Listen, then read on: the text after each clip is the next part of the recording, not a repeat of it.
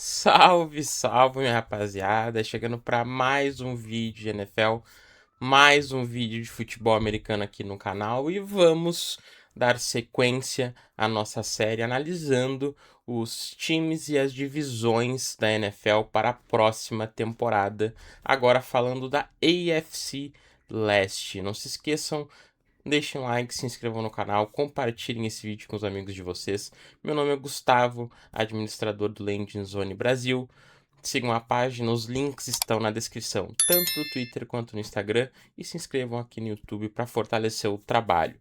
Certo, minha gente? Sem muita enrolação, já vamos para o começo do vídeo. Primeiro time, o atual campeão da AFC Leste, o time que chegou na última temporada ao Super Bowl e que foi dominado, é verdade, no Super Bowl, mas teve uma campanha muito dominante na temporada regular, 14 vitórias, 3 derrotas, foi campeã da AFC, então New England Patriots conseguiu manter a mesma comissão, o que é muito difícil às vezes de se fazer. Então Mike Vrabel volta com Josh Daniels, volta com Zach Ertz. Então, é muito difícil às vezes tu conseguir dar sequência nesse trabalho de comissão técnica, porque é muito encantador, né, para os outros times pegarem, principalmente os coordenadores de um time que foi tão bem na temporada anterior, de um time que saiu de uma campanha 3-14 e foi para uma campanha 14-3, chegou ao Super Bowl e perdeu, acontece. Mas chegou, né, até o Super Bowl. Quando a gente pega, por exemplo, o Philadelphia Eagles, que chegou e perdeu o Super Bowl pro Kansas City Chiefs na temporada de 2022, eles perdem os dois coordenadores, né? Não é o caso do New England Patriots. Então, tu conseguir dar essa sequência, essa continuidade, é difícil e raro, né, de acontecer num time de tanto sucesso na temporada anterior. Isso é muito importante, essa continuidade no trabalho. Então, Drake May vai para o segundo ano nesse mesmo sistema, enquanto essa defesa vai seguir, né, baseada em muita versatilidade e muita pressão que é construída de maneira muito coletiva e não por um jogador de maneira individual, mas que vai ter uma grande mudança esse ano no time, que é, né, a chegada do A.J. Brown, que muda completamente, talvez, o teto dessa unidade, mas sem dúvida nenhuma coloca, claro, uma pressão tanto no ataque do New England Patriots para uma produção maior, mas também, claro, coloca uma pressão no Drake May, né? Pela primeira vez na carreira, o Drake May ele vai ter um wide receiver que ele pode chamar de wide receiver 1. Ele vai ter um wide receiver dominante. A equipe também fez outros movimentos nesse grupo de recebedores que adicionam profundidade. Então, assim, eu acho que a off-season do New England Patriots, olhando para o lado ofensivo, foi muito boa, tanto para a linha ofensiva quanto para esse grupo de recebedores. Então, assim, o Drake May ele vai ter uma responsabilidade muito grande esse ano de se provar e provar que o ataque consegue evoluir, mesmo depois de uma temporada em que os times vão estar olhando para ele. Então, ele veio de uma campanha 3-14, os olhos estão voltados para ele depois da campanha que ele fez, ele chegou até o Super Bowl e agora, bom, os olhos estão nele. Os times estudaram a maneira como o ataque jogou, os times estudaram a maneira como ele se comportou nas partidas. É verdade que o calendário do New England Patriots na temporada passada não foi dos mais difíceis, então, com um calendário mais difícil, com os times estudando melhor, como que o Drake May vai se comportar. Isso vai ser muito importante. Ele vai ter que trazer respostas para isso, certo? Então, principalmente tendo um recebedor do tamanho do A.J. Brown agora para chamar de seu wide receiver 1. Não tem mais talvez aquela desculpa de dizer que o Drake May não tem um grande grupo de recebedores, porque agora ele tem um bom grupo de recebedores, né? Acho que é bom também a gente se atentar ao desenvolvimento do Will Campbell. Ele tem que mostrar um crescimento maior. Eu acho que se ele continuar jogando como tackle e não render o movimento para guard vai ser algo inevitável. Ele foi muito dominado nos playoffs. No Super Bowl ele foi completamente dominado. então é algo que eu já vejo até acontecendo como natural, esse movimento para guard, mas eu não quero antecipar aqui, né? Eu quero esperar a temporada, ver o que vai acontecer e ver como é que os Patriots vão trabalhar isso. Defensivamente, o Vrabel vai seguir trabalhando como ele gosta, a espinha dorsal do time segue a mesma, tem Christian Barmore, tem Milton Williams, tem Spillane, tem Carlton Davis, então tem o Gonzalez, né, principalmente. Então, é uma defesa muito física, extremamente disciplinada, algo que o Vrabel sempre soube construir. Então, a expectativa para mim é a mesma. É uma defesa que continue jogando muito bem, que continue dando boas perspectivas para esse ataque, quando esse ataque recebe a bola, dando boas opções mesmo para esse ataque. Sempre recebeu o ataque na temporada passada em boas condições de atuar. O ataque nunca esteve muitas vezes contra a parede, porque a defesa sempre respondeu muito bem. Então, acho que o principal os Patriots deixaram de ser uma surpresa. Como é que eles vão responder nessa temporada, entrando como uns reais candidatos ao Super Bowl? Às vezes é muito difícil tu responder, né? Porque é muita pressão. Tu vai enfrentar adversários muito mais difíceis. Tu encareceu, né? É mais caro para tu contratar jogadores na free agency. Foi mais difícil para tu renovar os jogadores que estavam no teu time. Os outros times estiveram mais de olho na off-season enquanto se preparavam para te enfrentar. Então é uma série de questões que tornam essa temporada dos Patriots naturalmente mais difícil. Então é uma série de questões para a gente ficar de olho nessa próxima temporada. Mas é um time que está muito azeitado e que tem tudo para se classificar para os playoffs mais uma vez. Buffalo Bills, gente. Buffalo Bills na temporada passada terminou campanha positiva, 12 vitórias, 5 derrotas. Foi o vice dessa AFC Leste, mas chegou até os playoffs. Porém, tem uma mudança muito importante. O Sean McDermott não é mais o head coach da equipe. Depois de algumas temporadas, ele vai dar lugar a Joe Brady, né? Eu, particularmente, não fui o maior fã, né? Tem vídeo aqui no canal falando sobre isso, da aquisição do Joe Brady como head coach. Eu particularmente preferia trazer um head coach que viesse de fora, que tivesse com uma outra mentalidade, que não estivesse ali já respirando essa cultura do Sean McDermott, que viesse, né, com outro respiro, com uma outra perspectiva, né, de cultura. Mas eu entendo tu trazer o Joe Brady, porque o principal problema do Sean McDermott não era vencer. O Sean McDermott construiu uma cultura vencedora, né? Isso é um fato. Ele chegava nos playoffs, chegou várias vezes em semifinais de conferência, chegou em final de conferência. Esse time constantemente foi campeão de divisão. Temporada passada teve 12 vitórias e 5 derrotas. Então, assim, o problema do Sean McDermott não era fazer com que esse time vencesse. Ele conseguia extrair muito dos seus jogadores. Mas ele tinha um problema muito claro. Na hora de tomar as decisões arriscadas, o Sean McDermott não conseguia. Ele sempre tomava a decisão mais confortável. E talvez seja isso que o time confie que o Joe Brady seja capaz. Que o Joe Brady seja capaz de, na hora que o time precisar tomar a decisão arriscada, na hora que o time precisar arriscar uma quarta descida, na hora que essa defesa precisar ser mais arriscada, na hora que tu tiver 13 segundos no relógio, tu não deu o campo inteiro pro Patrick Mahomes marchar e conseguir um field goal. Então, por isso que o time traz o Joe Brady para ser tanto o head coach como o cara que vai chamar as jogadas nesse ataque e ser ainda mais, talvez, ofensivo e ainda mais agressivo nas chamadas ofensivas, mas também o Jim Leonhard, né, chegando nessa comissão para tornar, né, esse sistema defensivo mais agressivo e menos previsível, principalmente, que era algo, né, que o Sean McDermott, principalmente quando enfrentava grandes quarterbacks, principalmente quando ele estava vencendo, ele fazia muito, né? Ele tornava o jogo muito previsível, ele era muito covarde, né? Com todo respeito à palavra, ele era muito covarde nas suas tomadas de decisão. Né? Ofensivamente, o Josh Allen segue sendo o grande poder que esse time tem, né, para vencer qualquer coisa. Tu tem um ótimo running back, tu não tem um grande grupo de recebedores, isso é verdade. Agora, tem a chegada do DJ Moore, né? Talvez finalmente tu tenha nesses últimos anos, depois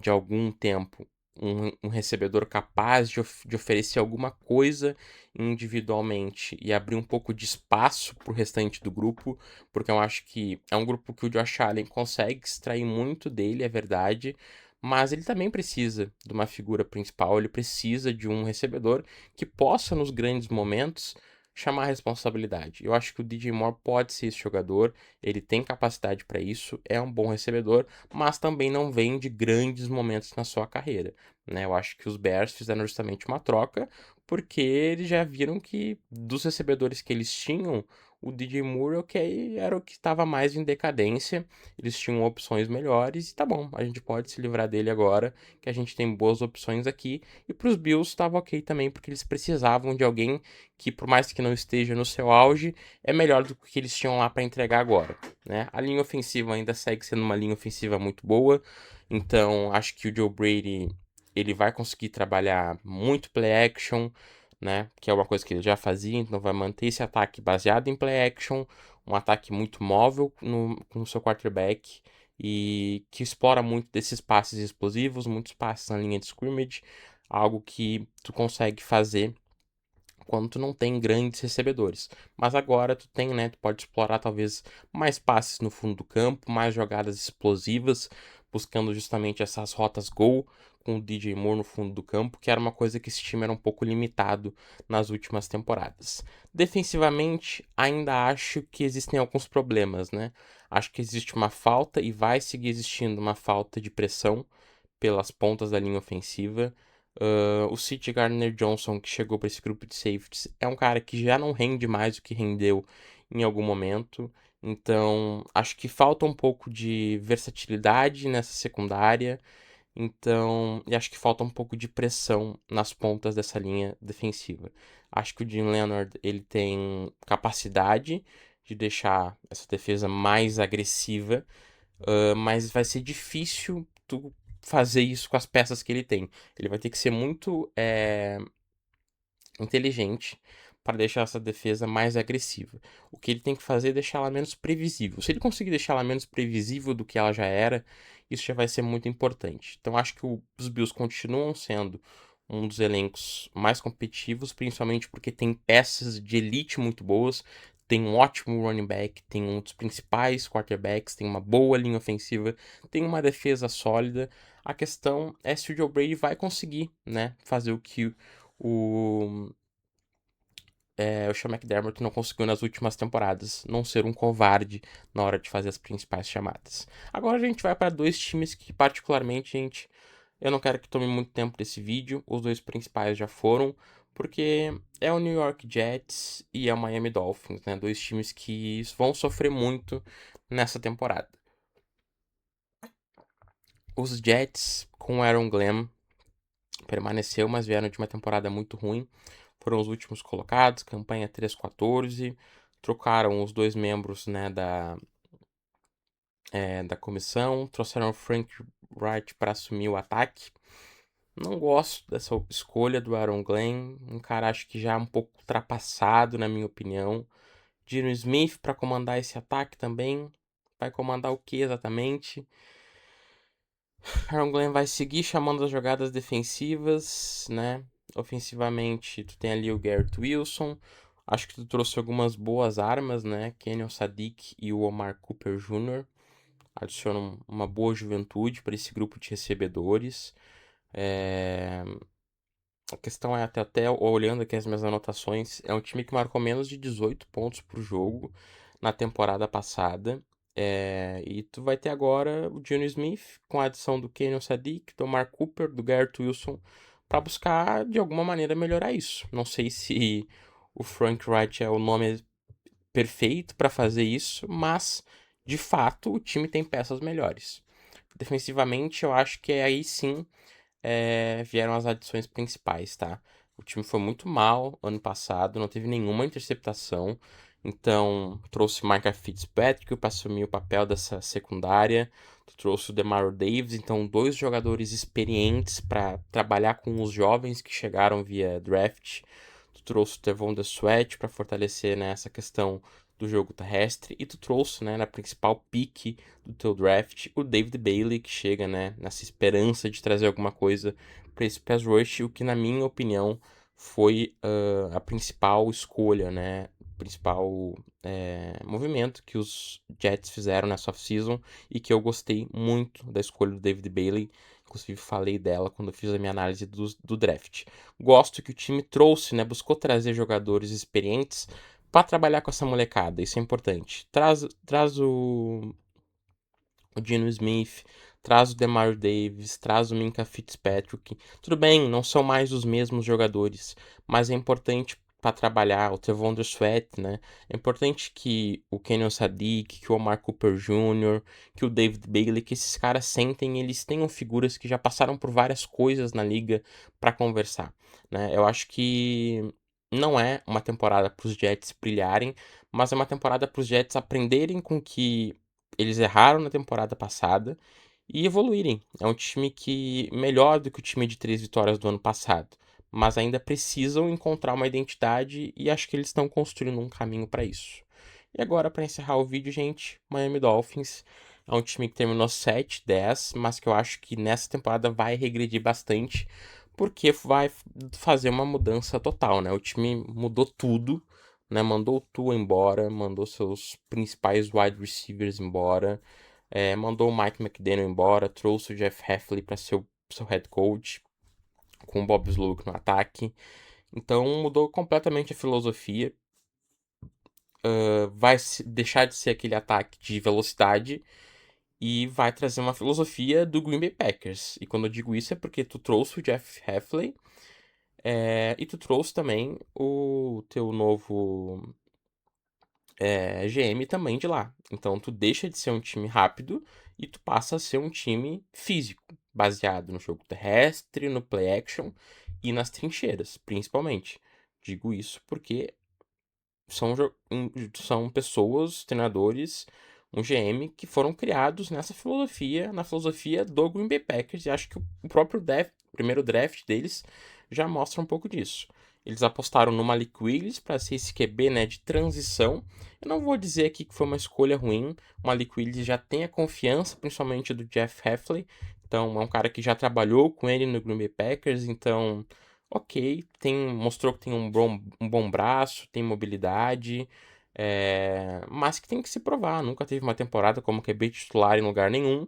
Então, recebeu uma grana alta e vai ter que se provar, né? Porque tem a confiança da comissão, mas nunca se mostrou um quarterback titular, né? O Davon Etienne ainda tá no time, vai ser a principal arma desse time, vai ser por onde o jogo vai andar. E o Caden Proctor chegou, né, com a principal escolha desse draft, mostrando justamente que o foco vai ser nas trincheiras, vai ser na fiscalidade. Então o time mandou embora o Tyreek Hill, mandou embora o Jalen Morrow. Então tu olha pro grupo de recebedores hoje de Miami e tu vê muitas ausências, né?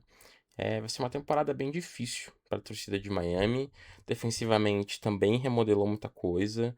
É, Tu olha pro pass rush, tu vê que a evolução do Chop Robinson vai ser fundamental para esse pass rush conseguir entregar alguma coisa. O grupo tem mais profundidade, mas vai depender do desenvolvimento de muitos jogadores. É um time muito jovem hoje, e que basicamente não tem jogadores afirmados. Hoje tu olha para o grupo do Miami Dolphins e tu tem o Malik Willis, que precisa se provar, e o Devon Achane. De resto, são muitos jogadores jovens que estão em processo de desenvolvimento. Então, é, é uma nova era em Miami. Então, mais do que disputar os playoffs imediatamente, mais do que vencer imediatamente, essa temporada vai servir para a gente descobrir se o Malik Willis vai ser o QB só de transição ou o QB do futuro da franquia e também para desenvolver os jogadores que chegaram lá agora e os jogadores que estavam lá e que tenham algum futuro na franquia. Então, é uma temporada para tu seguir com o Devon Achane, é uma temporada para tu conseguir desenvolver quem tu draftou nesse ano. É uma temporada para tu desenvolver o Chop Robinson ainda mais. Então, é uma temporada para isso, não mais do que isso. Então, eu imagino que, terminando aqui, o Miami Dolphins talvez seja o pior time, olhando para o elenco, olhando para a atual situação dessa divisão. Certo, minha gente? Espero que vocês tenham gostado do vídeo, dessa análise.